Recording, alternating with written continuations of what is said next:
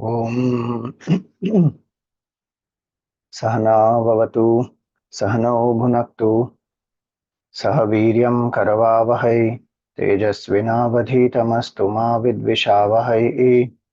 Om Shanti Shanti Shanti.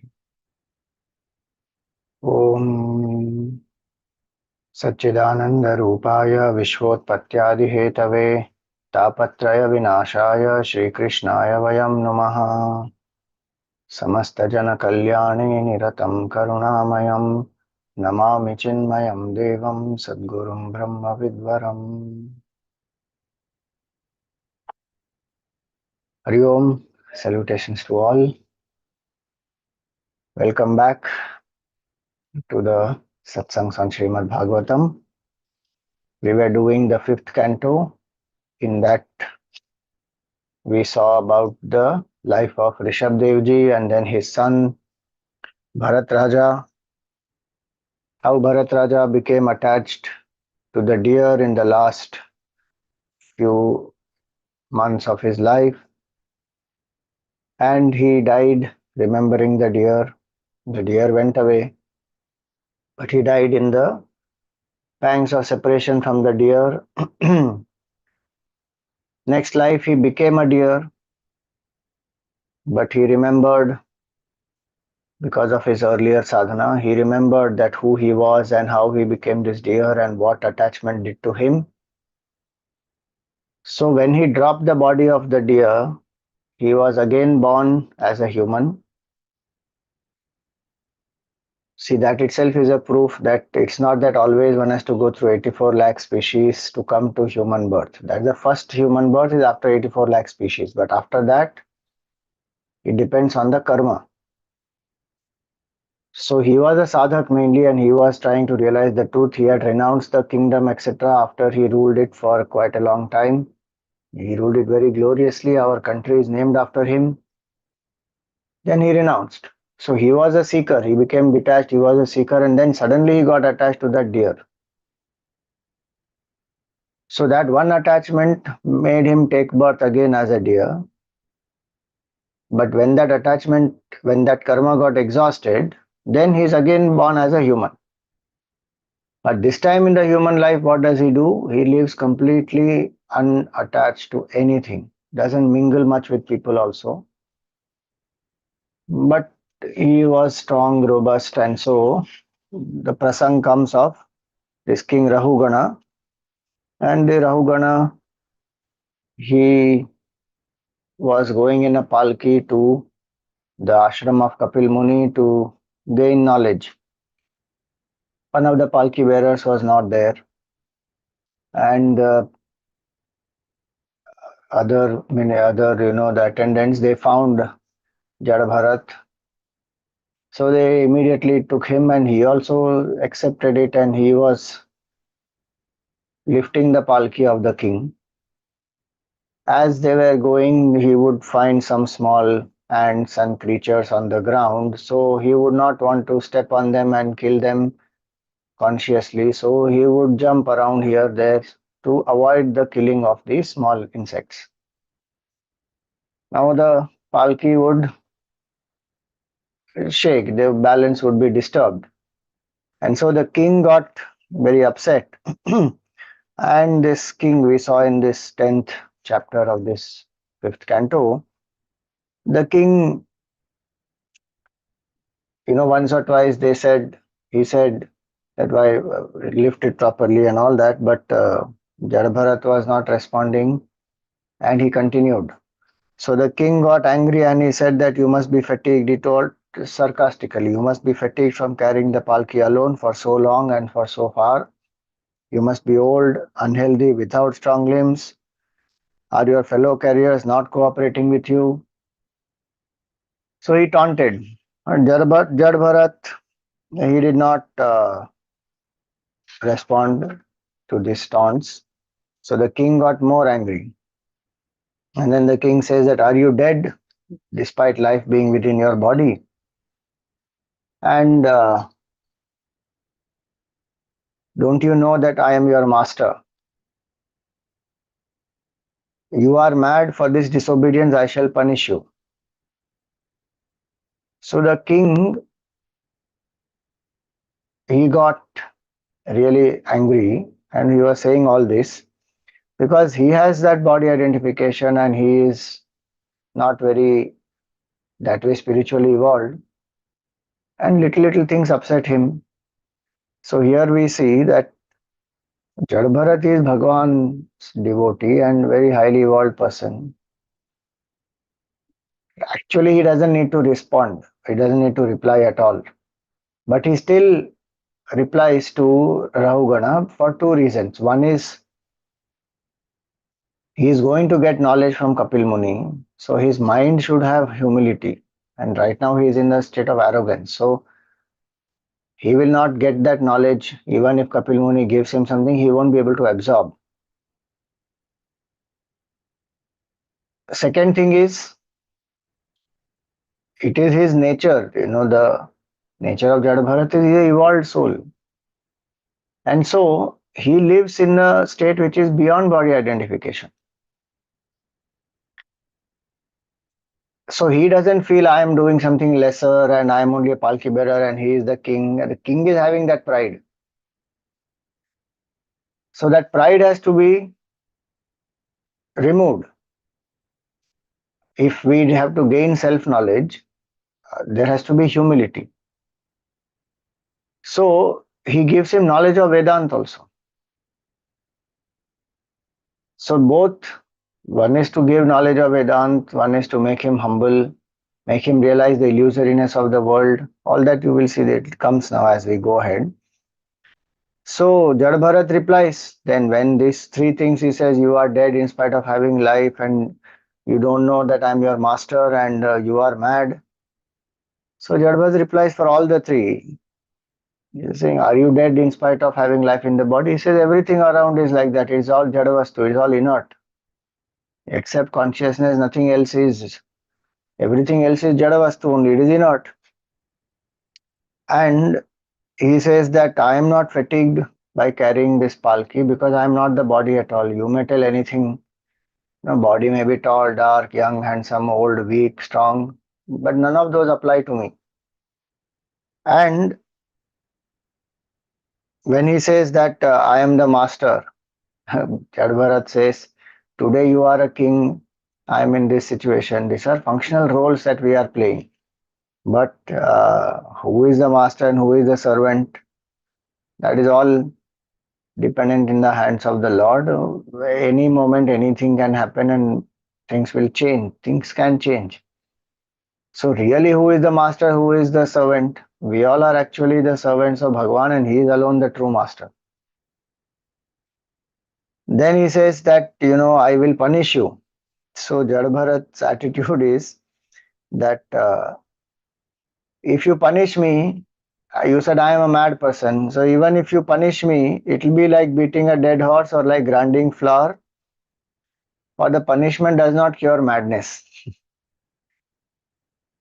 Now, Rahugana, he had not expected this to happen.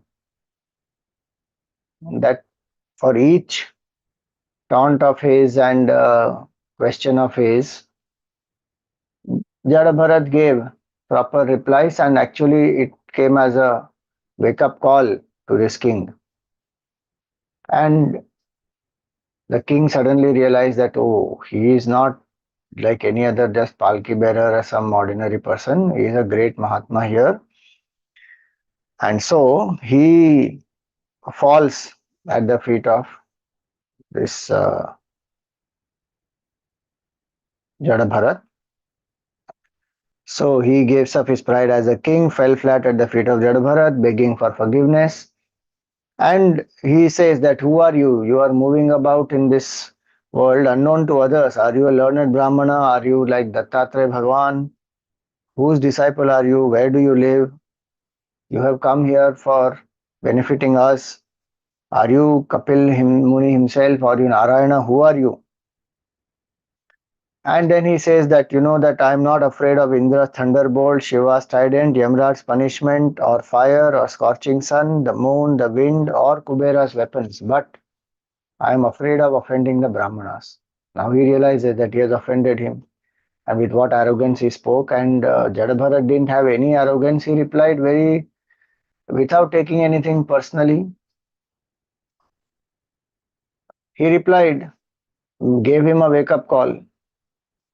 So in the world, it is always going to be like this. The wise person is one who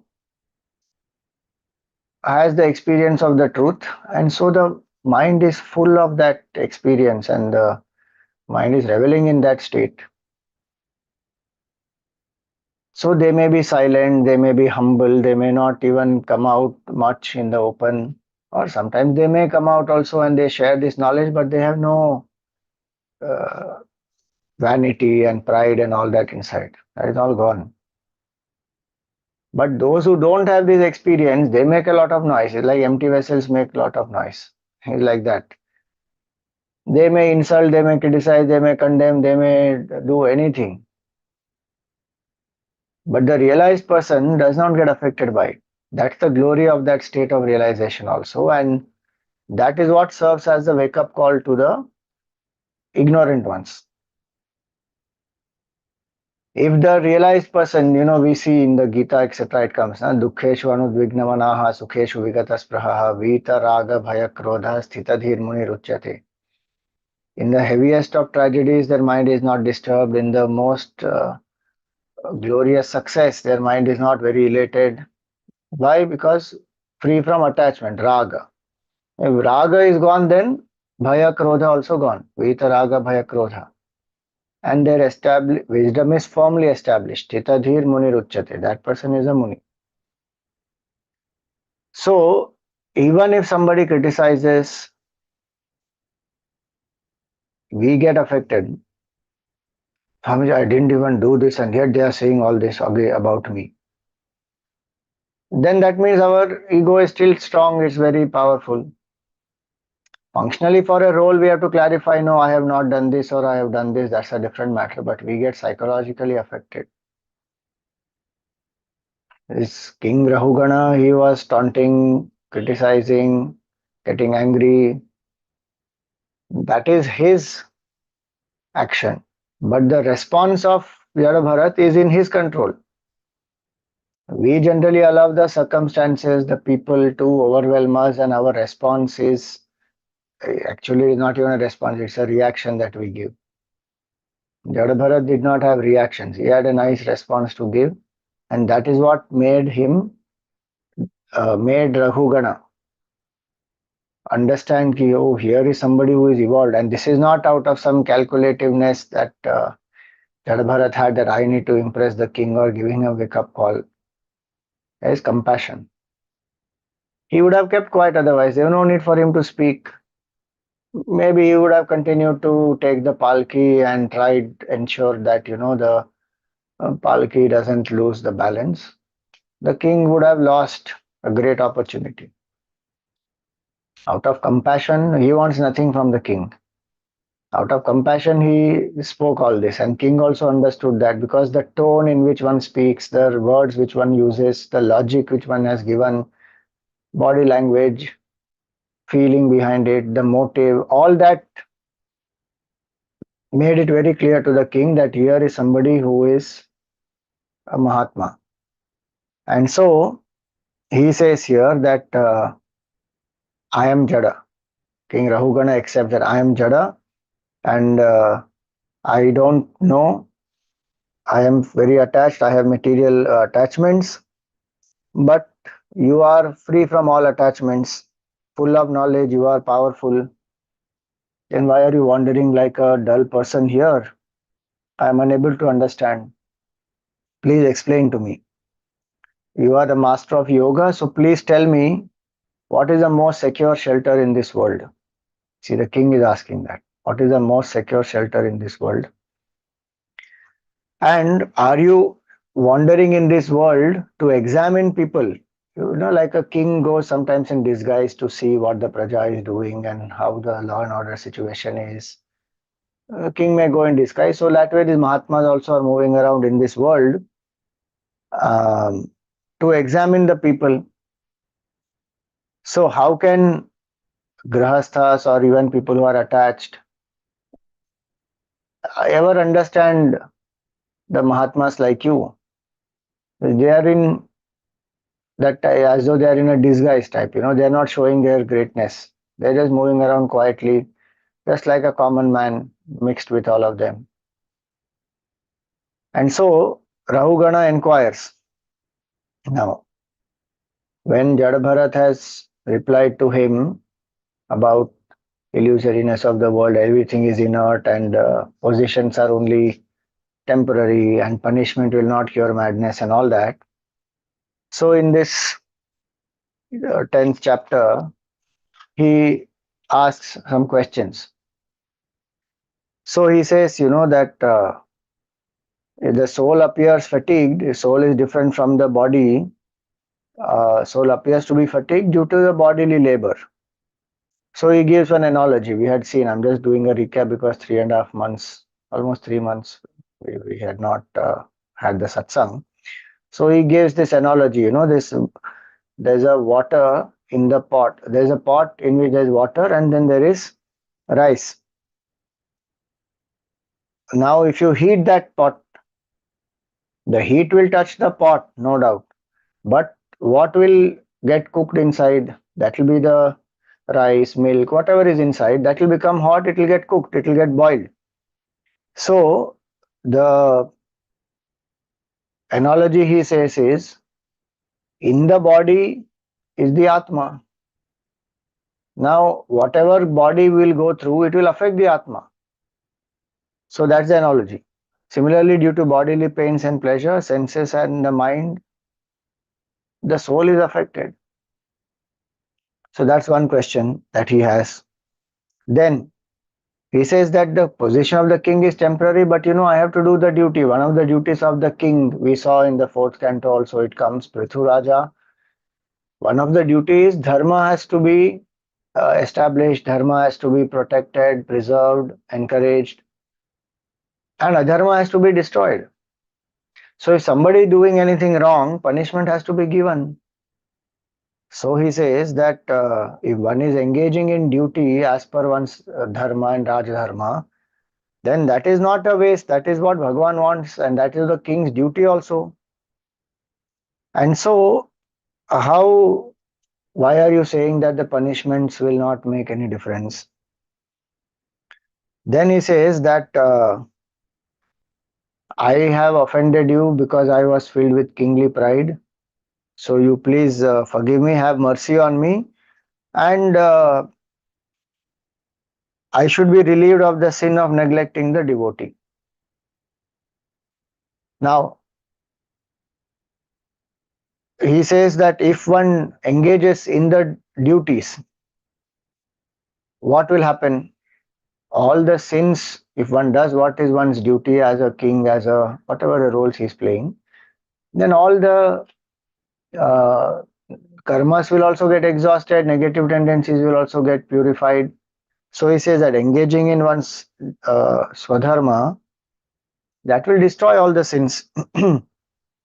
um, so I am doing what is the duty of a king. So please guide me on this.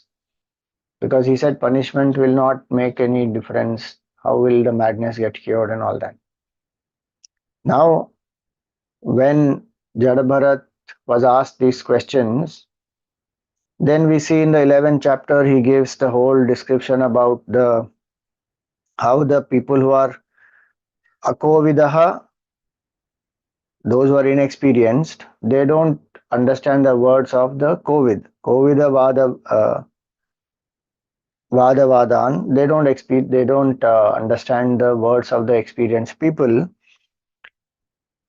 And so the mind has to be purified because otherwise the words one may even intellectually understand, but one will not be able to intuitively experience. And so here, what has to be done?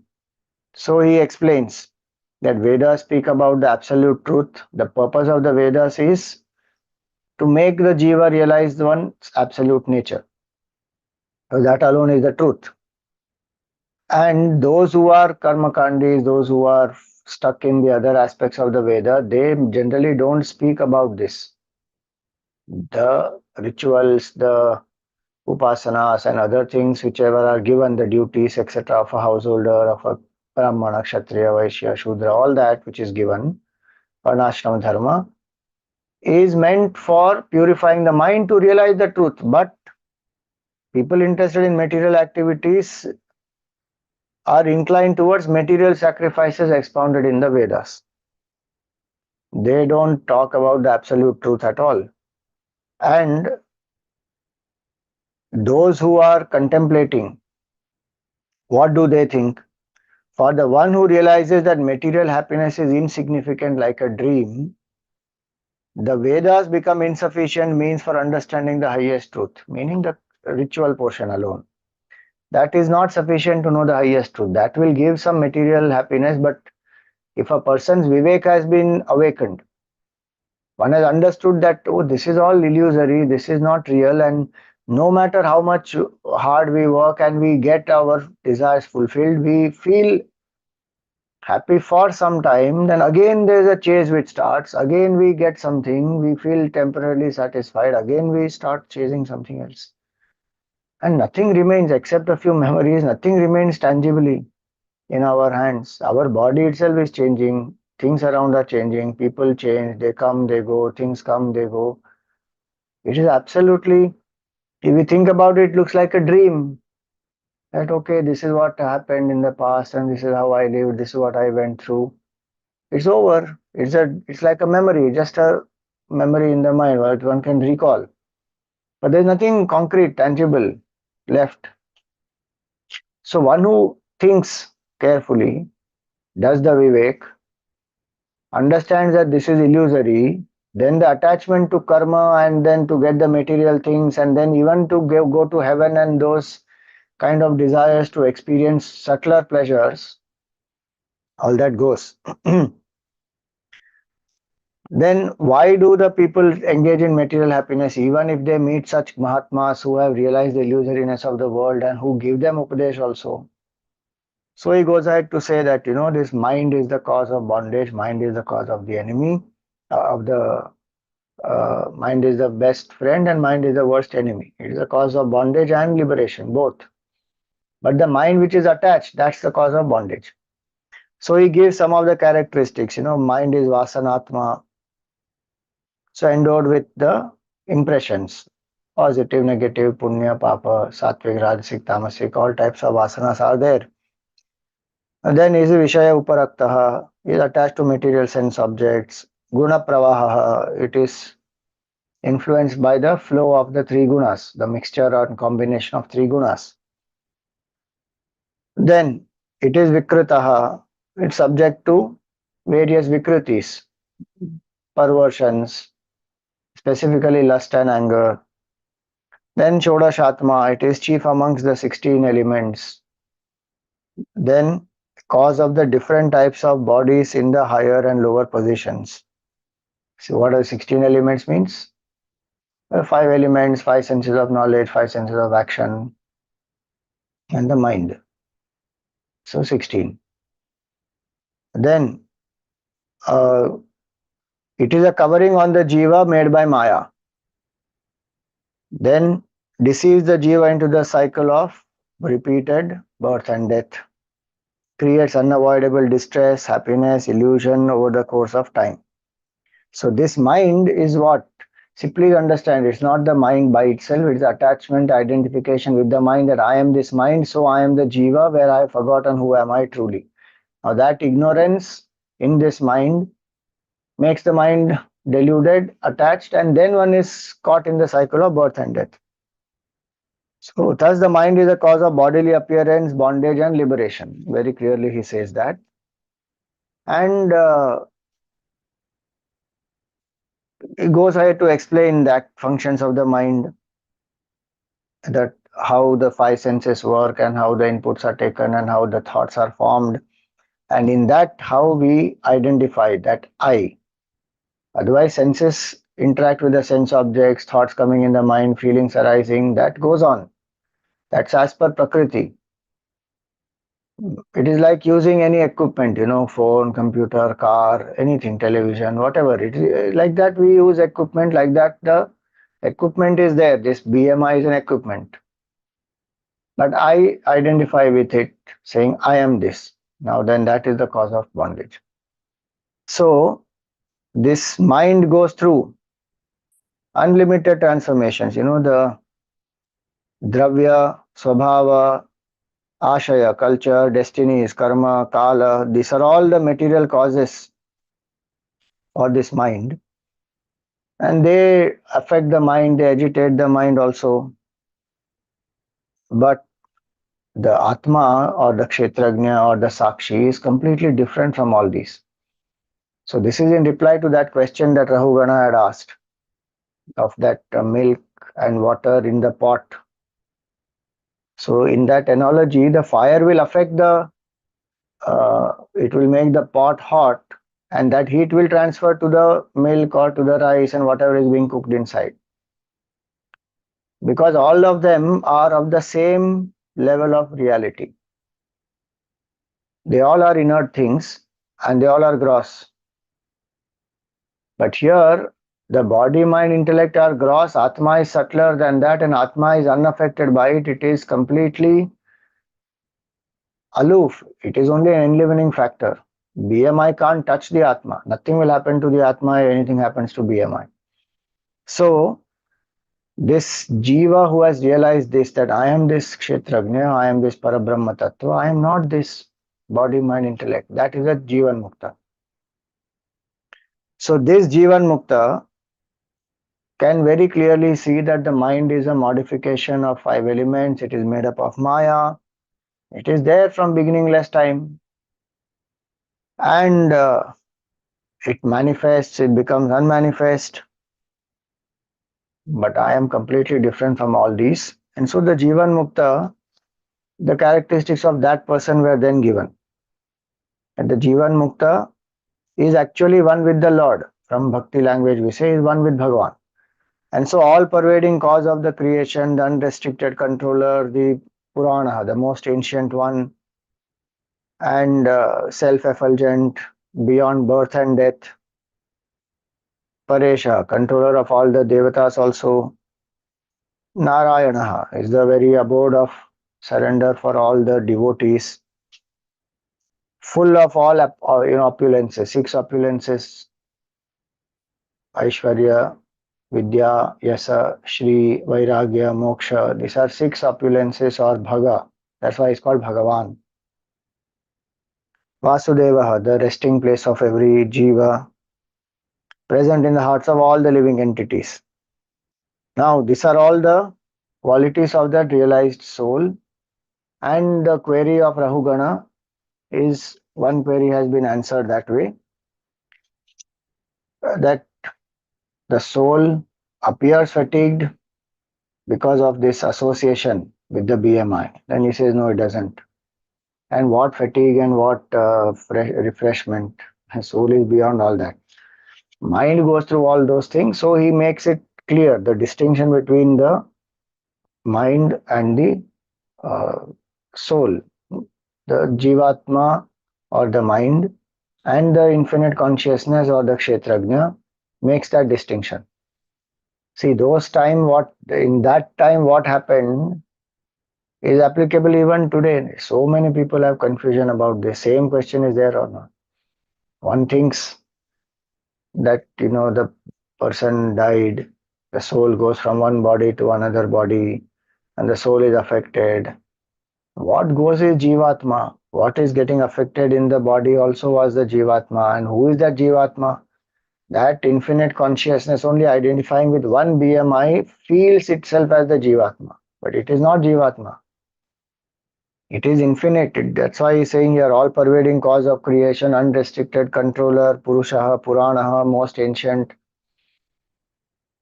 That is what one has to realize, and that is completely untouched by anything that happens to the BMI. It doesn't go anywhere, doesn't come anywhere. That's why it's saying all pervading. What is all pervading? How it will go anywhere and come anywhere? But that false notion makes it identify with only one, and then there is transmigration going from one body to another. If one stops that attachment and says, I am not the body, mind, intellect, bas, that one realizes I am the Kshetrajna Atma, then there is no transmigration, because there is no birth and death only. Where the question of transmigration? Atma is not born, Atma doesn't die. What transmigration will happen to this Atma? Just imagine the context and think how fortunate is this King Rahugana that a palki bearer is giving him this knowledge. He has not yet reached the ashram of Kapil Muni. On the way only this palki bearer is there and he got this knowledge.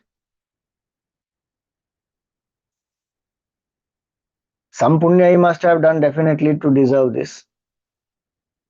But the point is, if you see in our culture, Brahmagyan is not given in a specific context and a setting only, that only in a forest where some Mahatma Ji is living, there the disciple goes, surrenders, stays them with the Mahatma in the Gurukul and then gets the knowledge. That is only one possibility. In the battlefield, Krishna Bhagavan gave it to Arjuna. Here in this Palaki context, he is being given that knowledge. So people are given this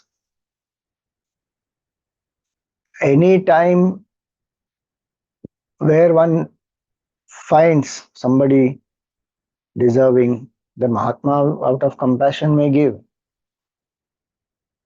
So here it is King Rahugana, he gets this. And how long does it take for the Jiva to wander in samsara?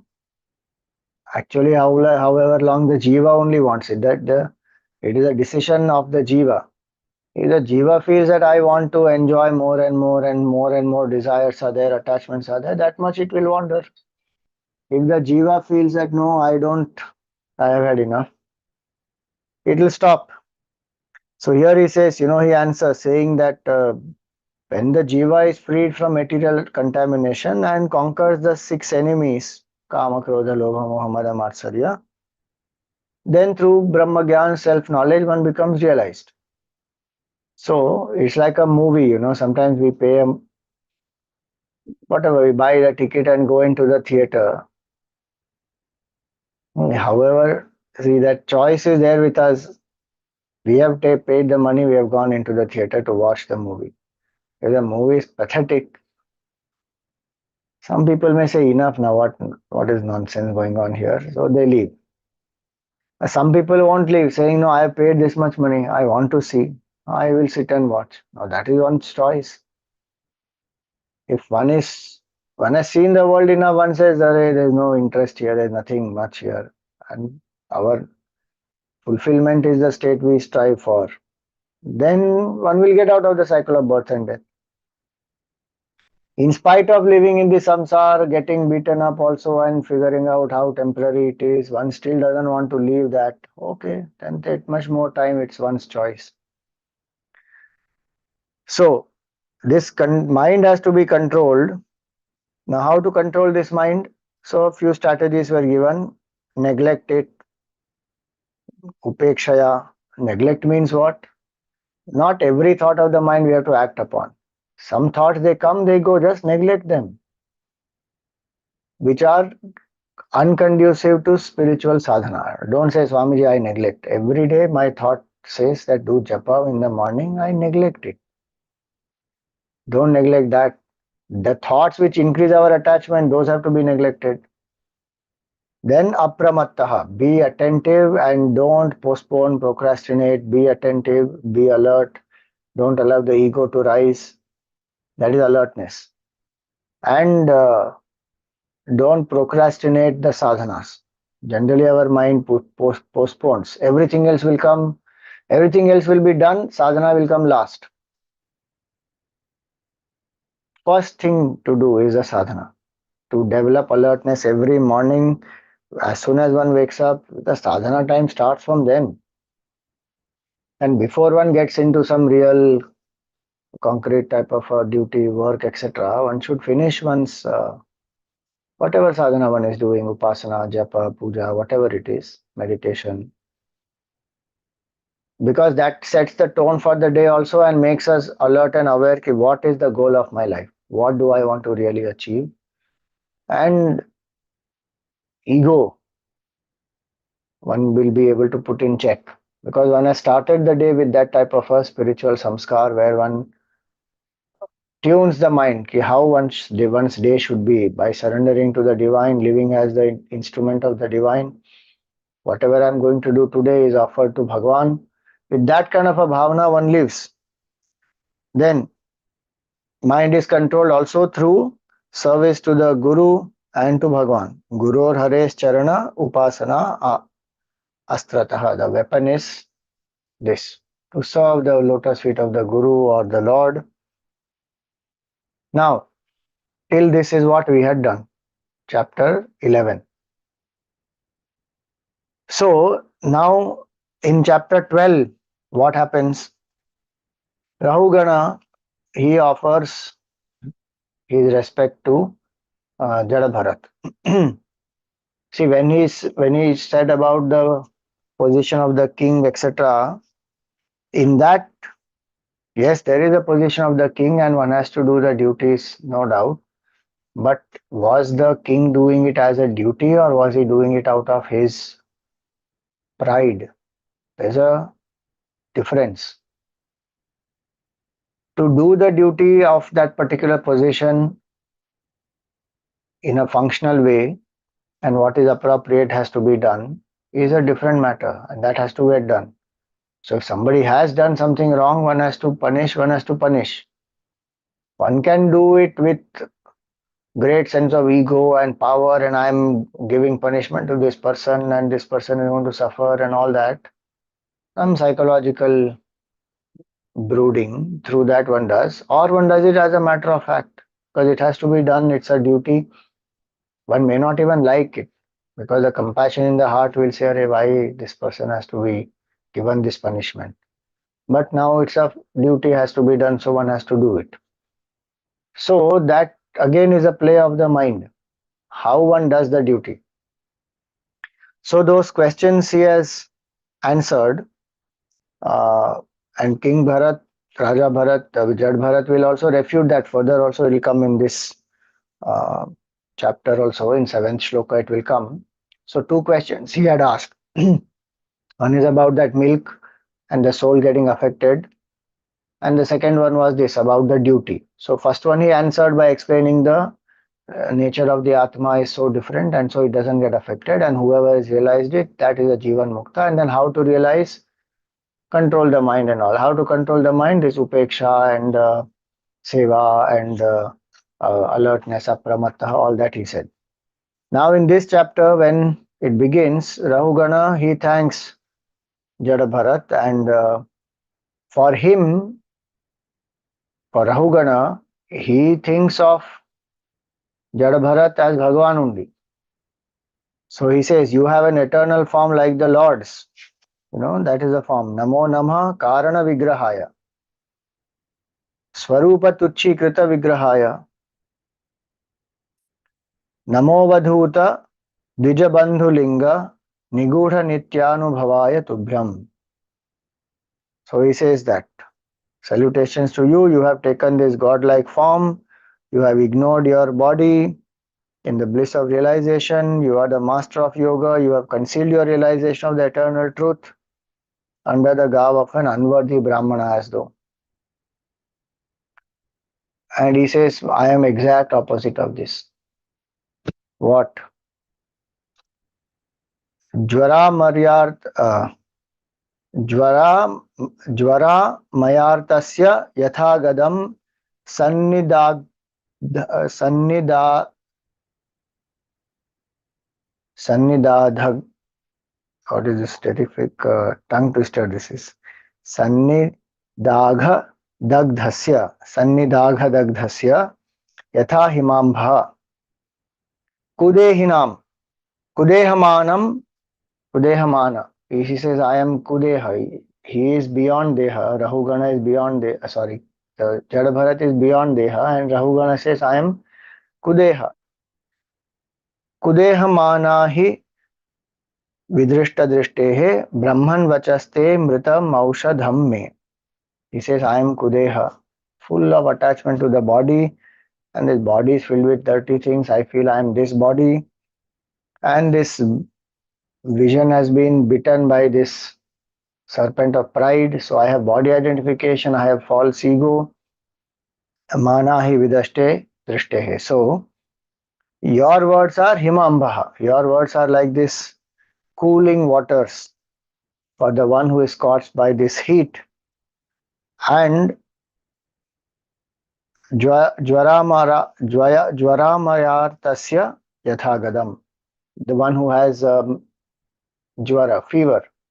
Your words are like the medicine and they are like the nectar, amritam. So he says, now I am more inquisitive. I want to know. So please explain to me this Adhyatma Yoga in detail. Adhyatma Yoga Grathitam Tavoktam Akhyahi Kautuhala Chetaso me. Kautuhala. I am very eager, I am curious. And what is this Adhyatma Yoga? He indicated in the earlier chapter of how to realize the truth, self. He says, please explain in more detail. I am very curious. I want to know. And I have doubts, then I will ask later. And he says that यदाह Yogeshwar दृश्यमानं क्रियाफलं सद्व्यवहारमूलं न ह्यञ्जसा तत्त्वविमर्शनाय भवानमुष्मिन् भ्रमते मनो मे. So he says here that the results of action are seen in this world, such as feeling fatigued and getting elated, getting sad. All these results, karma phala, one sees in this world. Now they are all based on the vyavahara, and now you have negated vyavahara, saying all this is jada vastu, this is not real. He said the position of the king. Today you have that position. I am in this palki, but all this is vyavahara only. This is not real. So he says, how can that be? So he says this does not. You said this does not constitute the highest truth, but then how is this negated? This is right now happening. Is vyavahara. So I am little bewildered also. So you please explain to me that what is this? So now when he says this, these questions are asked. Two questions are asked. One aspect he says is, you please tell about Adhyatma Yoga in detail, and also I am bewildered. Second aspect is that second question. That how can this not be real? Whole Vyavahara, how can it be negated? It's right now happening, transactional reality it is. So now Jada Bharat goes on to explain. So what does he say? He says that all this is actually made up of only earth. And earth is Jada, it is inert. See, a very nice shloka is fifth one. अयं जनो नामचलन् पृथिव्यां यः पार्थिव कस्य हेतोः तस्यापि चाङ्घ्र्योरधि गुल्फजङ्घा जानुरुमध्यो रशिरोधरां Saha. He says everything is made up of this earth alone. Give me a minute, somebody's at the door.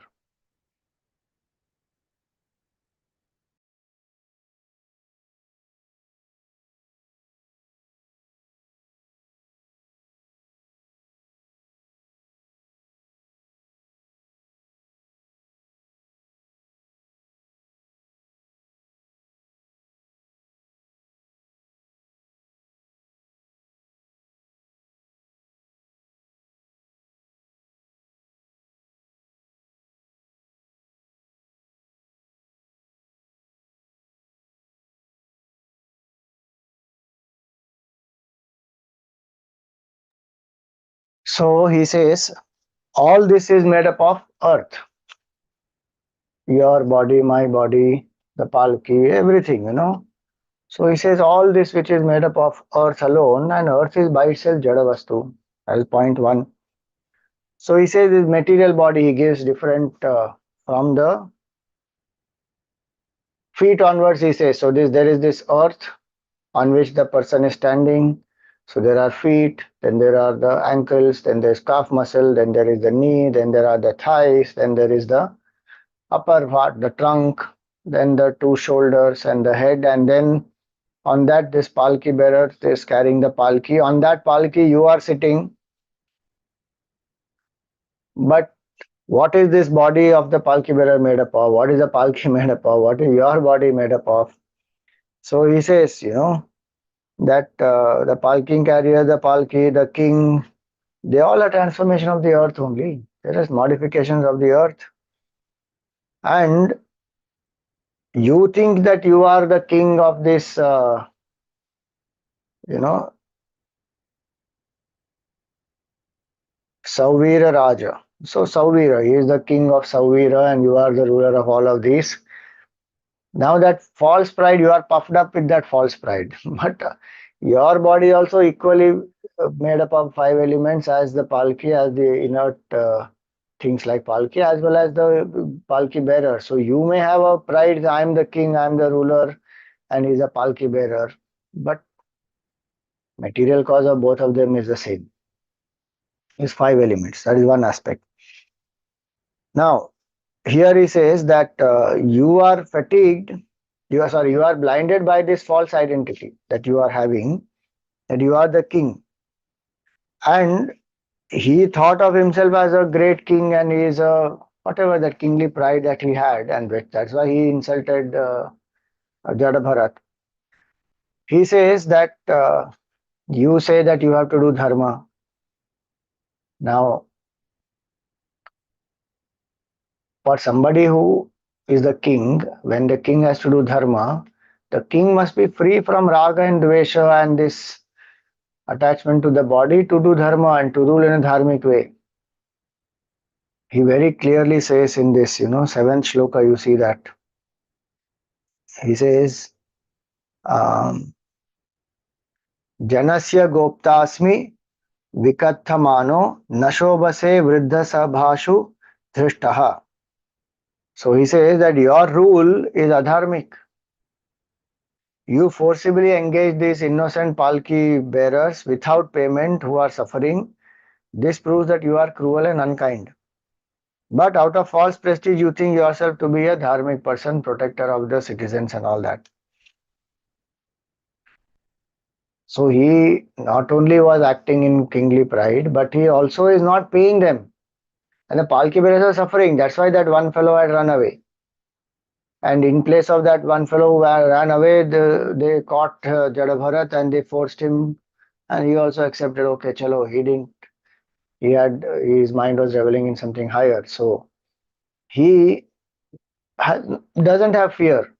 He's a king, what he can do. This is the fearlessness born from Atmagyan. Because no body identification. What will the king take away from him? No attachment to things, no identification with the body. Maximum what the king can do, behead him. This person is not afraid of death only. He is realized Atma, which is Ajar, Amar, Avinashi. So absolutely no fear. This is the sign of Brahmagyan also. And this is one of the qualities of a seeker also who walks the path of Brahmagyan. May not have realized yet. But the path, when one is walking, the path also will have fearlessness. Why? Because detachment. Vairagyameva abhayam. From vairagya comes dispassion. From vairagya comes fearlessness. From dispassion comes fearlessness. No attachment to anything. If one is walking on the way, not yet realized, but one has developed detachment, sufficient detachment is there. What fear? What we will lose something is not, it was never mine, so what will I lose? When body only is not mine, I am not this body, and this body belongs to five elements, it belongs to earth. It will go back to earth. It came from earth, it will go back to earth. One day that's what is going to happen. That clarity when one has and one lives with that feeling. If one continues to live with body identification, I am this, and pamper it and take so much of, I wouldn't say care, but just one goes on living in the body as the body and fulfill the demands of the body. One is not to accept the class or accept some time where one is reflecting, maybe one thinks I'm not the body. Rest of the time one is living in the body, as the body, for the body. Then that fearlessness doesn't come because attachment is strong. And for the body, there are the 10 other attachments to things and people and objects and situations and all that. So then one lives in fear. Rahugana king, he has so much of body identification. And Jada Bharat, no body identification. Fearlessly saying, you are a cruel king, you are not doing dharma, you are not paying people, they are running away. And you call yourself dharmic and you are saying that I am a king and I have to do my duty and how can I not punish and all that. He showed him the mirror. Then again he comes back. See, please remember one point. When the Mahatmas like him speak, Jada Bharat, he is not insulting the king. He is showing him the mirror by telling him the truth, saying you are a dharmic, you are not paying, people are suffering. And in their suffering, you are rejoicing that I am the king. How are you even doing the duty of a king? The first duty of the king is to protect the praja, to do the welfare of the praja. So that is one. Now, then he goes on to say that, all these different bodies, somebody is a palki bearer, somebody is a king, but these are all different bodies. There are modifications of the earth and they exist only in name because the essence is the earth as far as material body is concerned. Like the gold bangle, gold ring, gold bracelet, gold anklet. Now, this bangle, bracelet, anklet, that is only a name of a particular form or a particular design. What is the essence is the gold, the metal gold. If that gold is not there, it's useless. Whatever, where will they exist? Those are empty words. In the absence of gold, the bangle is no bangle. The bangle word is empty, is useless. It is. So same way here he says that these different bodies, somebody is a palki bearer, somebody is a king, and all that. Those are only empty names. The real crux is what. See, he starts with the earth because that is visible. So he says this body is visible. So start from there, saying, are you even this? This is a modification of earth. This is not you. And all the beings are having that same modification of earth. Is the material cause is the same. So they arise from the earth, they disappear into the earth. So we are but dust and we will remain but dust. If you identify with the body, then it is dust only. Where's the difference? There is no difference. And what is the earth made up of? Now you see that ninth shloka. They have mentioned atom and subatomic particle that time. He says that evam niruktam shiti shabda vrittam asannidhanat paramanavo ye. Paramanu. Anu means atom. Paramanu subatomic particle. Avidyaya manasa kalpitaste yesham samuhena krito visheshaha. He says, what is the earth made up of? Earth is made up of atoms. Atoms have subatomic particles also, and now these atoms, they will come together. How do you think that the atoms actually come together and connect? This fact, what is written here, is today scientifically proved. Do you know that no atom can touch another atom? Impossible it is. Because an atom is 99.999% empty space. In the center of the atom is a nucleus. In that there is proton, neutron, electron, which is 0.0001%. 13 zeros are there. That much atom is empty space. So around the atom is all empty space. So two atoms coming together is actually empty space only. There is no, the atoms don't touch each other at all. Swamiji, but we are feeling, I touch this, I touch that, the heat, cold, I feel all that. That is all illusory. Complete illusion. Do the Google research, you will find it is most amazing. And this they have said in Bhagavat, in the ninth shloka here. See what is written there. The finest atoms, as for the atoms by whose uh, concatenation the elements known by the name of earth has been brought into existence, they have been postulated by force of reason. This is only an imagination. Through ignorance, because of ignorance, there is no coming together actually possible. Scientifically today they have proved it. They knew this that time only, and they said this is Maya. It is appearing to us that okay, there is a touch and there is a earth and there are two objects touching each other. There is no actually there is no touch possible, and the atoms can't even come together. It's all imagination and Maya Kalpita, which from Vedant standpoint we say it is illusory, it cannot happen, and logical reasonings are given that that which is changeless, how can it produce a changing world? That which is infinite, how can it become finite? All that. And if it all it is appearing, it is a product of Maya. So that we say from Vedant standpoint. But today, from science standpoint also they have proved is that the atoms cannot even combine together. How they will combine together? The touch is not possible. They are not coming together. And until atoms don't come together, this proper form will not be formed. But Swamiji, we are seeing this form. That is because of ignorance. If you dissect and you see, there is nothing. It is empty. Even science says that or not. We think this is solid, tangible. This is empty, actually. We think this is not moving, but this is energy in motion. From which standpoint we see it is important. You go to the subatomic level and see. Go to atomic level and see. We are not able to see because of limitation of our senses. So here he says that the earth is made up of atoms. The atoms are also impermanent, and the atoms also coming together and forming something gross, tangible, solid is illusory. Um, it has no real existence. He says that, meaning relatively it appears real to us because of limitation of our senses. Otherwise, it has no real existence. Earth is only a material cause. Bhagwan is the ultimate cause. Consciousness is the ultimate cause of everything, and that alone is actually what we think of earth as earth separate and material is from the consciousness standpoint does not exist. If at all we see it, it is also appearance of consciousness only. It is not Jada Vastu. So depends on which standpoint we take. Whether we take earth standpoint, then it is Jada. You take consciousness standpoint, it is appearance of consciousness only.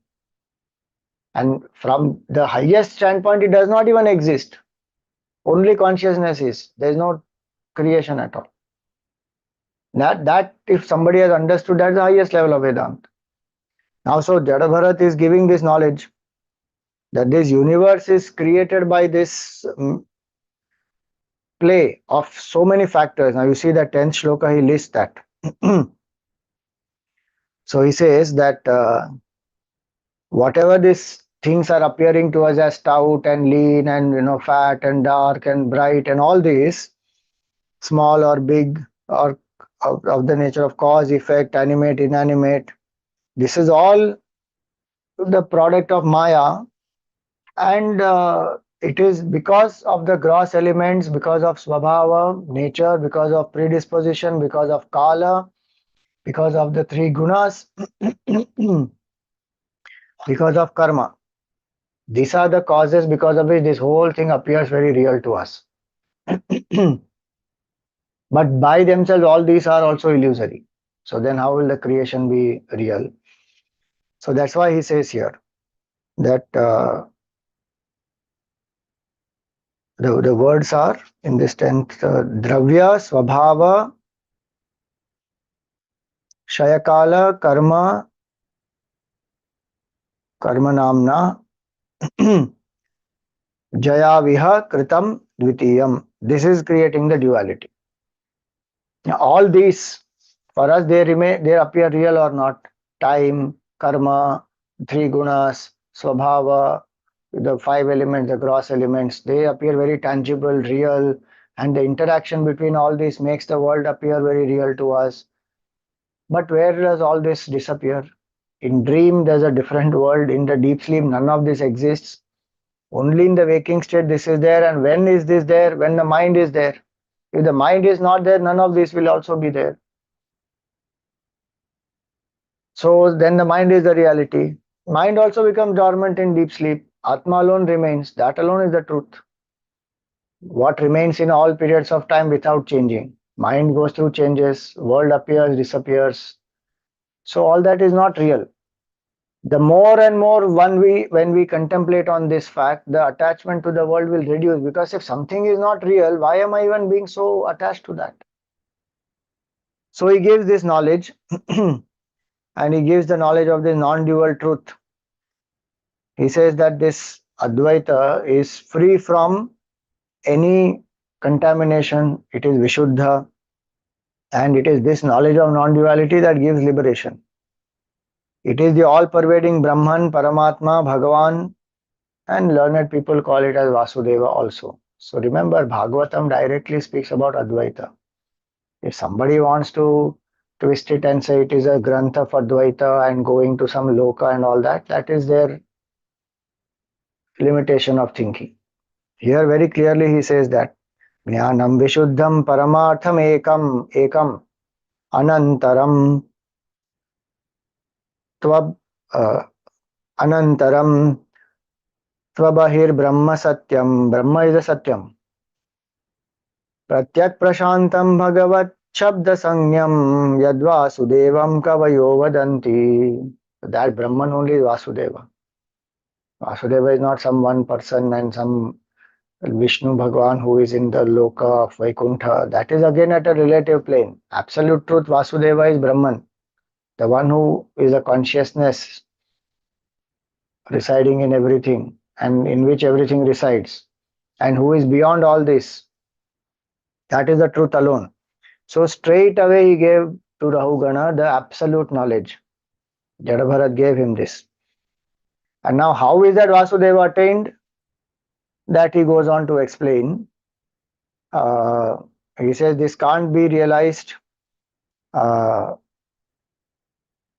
just by concentration of the mind or by yajna or by taking sannyas or following the rules of householder life or studying of the Vedas or performing austerities in water, fire, sun. He gives one powerful method. He says none of this by itself will lead you to realization. What will lead you to realization? He says without smearing one's body with the dust of the lotus feet of the great devotees, it is not possible. Meaning not that other sadhanas one should not do, but he says that you smear the body with the dust of the lotus feet of the devotees, the Mahatmas, the great devotees who have become one with Bhagavan. Such devotees, lotus feet, their dust you apply. Meaning, be absolutely humble. Do satsang with such Mahatmas. That will reduce the body identification and the ego and all this pride, I am a king and all that, because finally it is dust. We are earth in that context of the body. And the Mahatma has realized I am divine, I am one with the truth, and sees everyone also in the same way. The Bhakta doesn't see others as, Are, ye to bichare hain. Bhakta sees all of them are divine only. And Bhakta wants everybody to experience that oneness.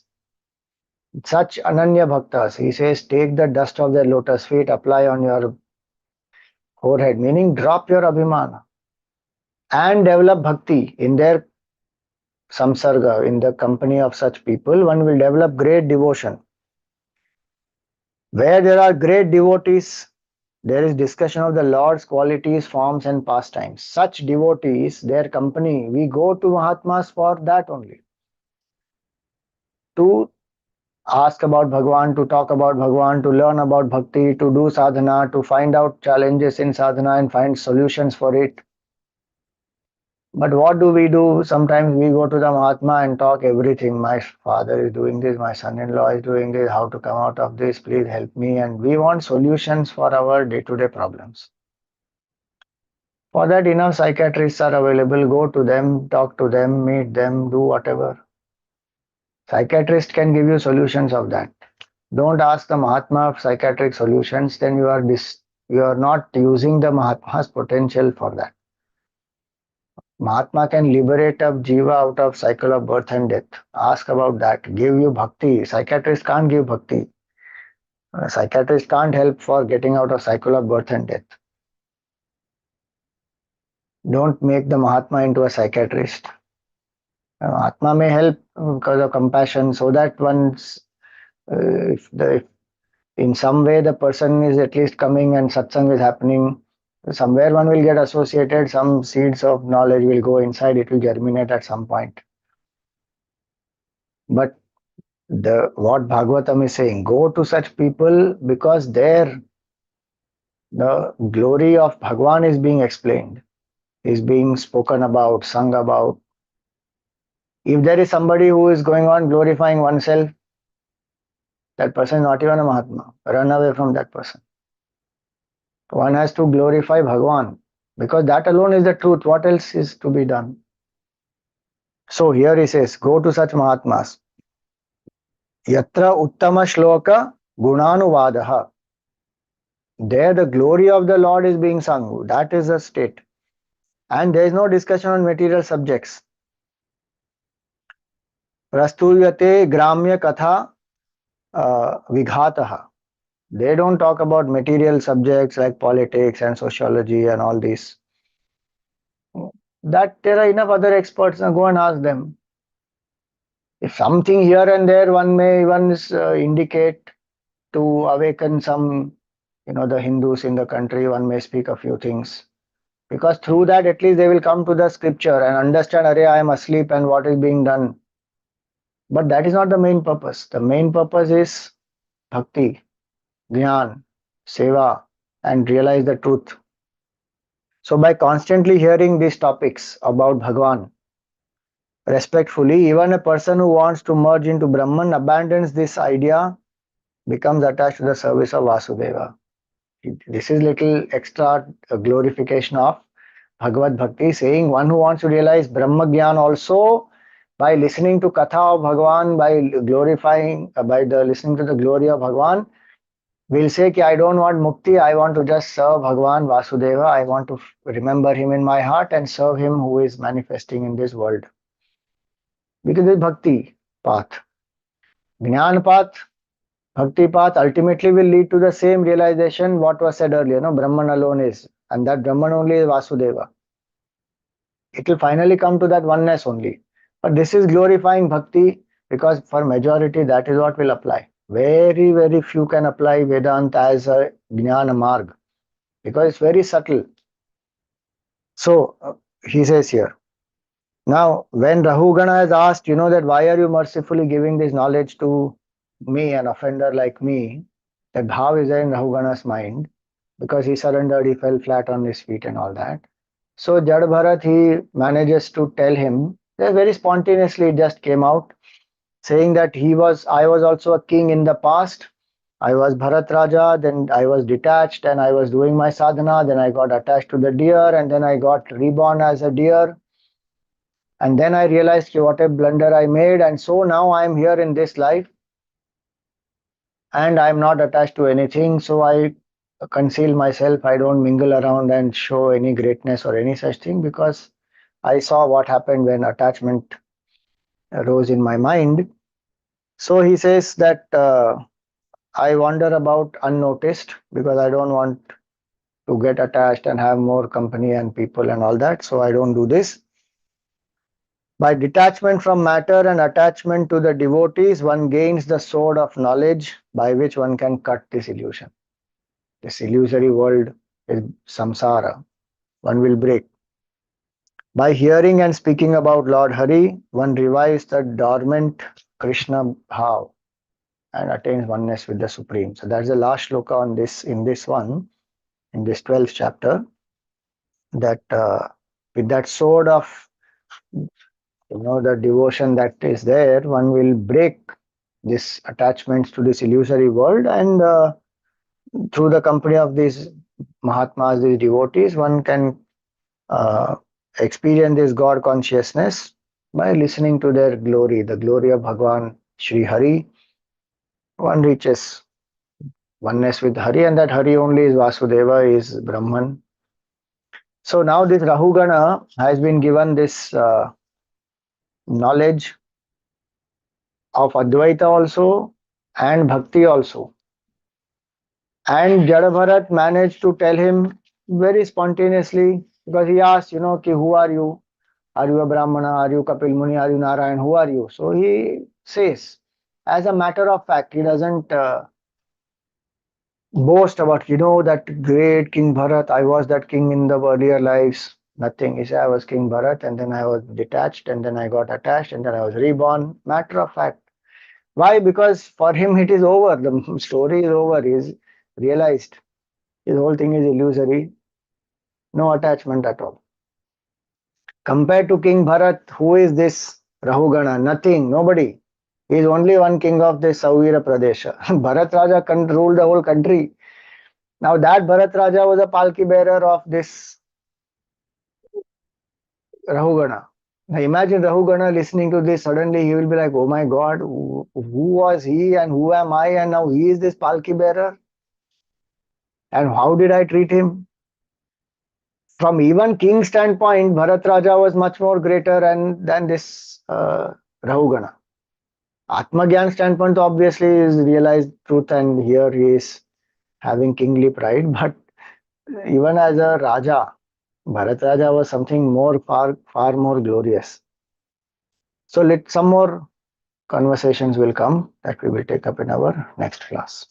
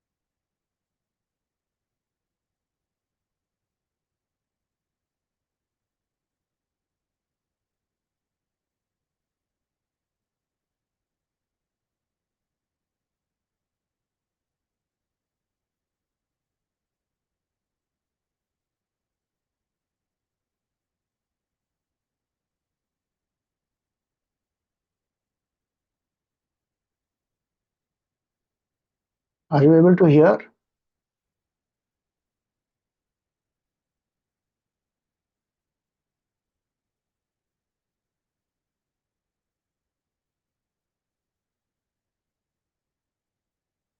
Okay, 1 minute.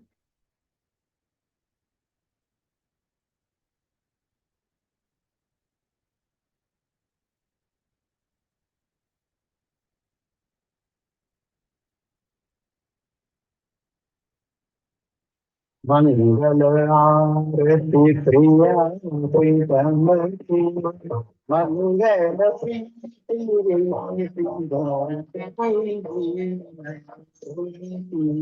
Mangalarati Priya Pritamati Mangalati Mangal Shanti Hasan Dasanati Mangal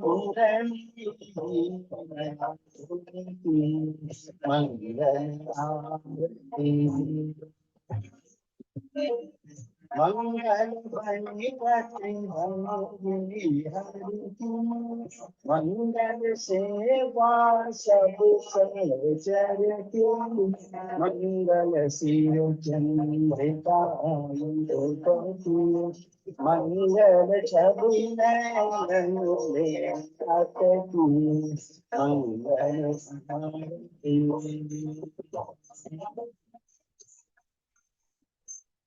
Abhi Yang Angani Mangal Gaur Syam Viranga Kesi Mangal Ati Kati Yare Patati Mangal Chitam Nagar Nakoti Mangal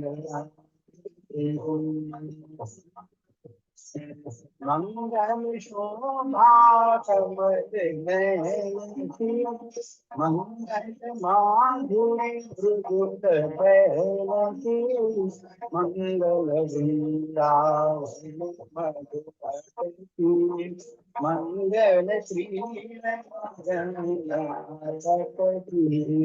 मंगल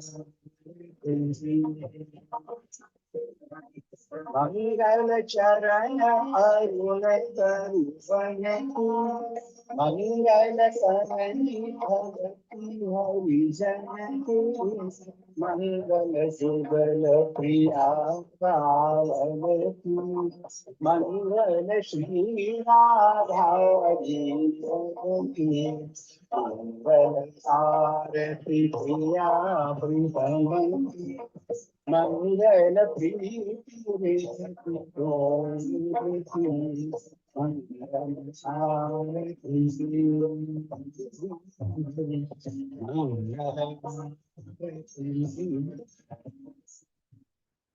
आधावर कृष्णचंद्र भगवान की जय। ओम न तत्र सूर्यो भाति न चंद्र तारकम् नीमा विद्युतो भान्ति कुतो यमग्निः तमेव भान्तमनुभाति सर्वम् तस्य भासा सर्वमिदं विभाति सद्गुरुनाथ महाराज की।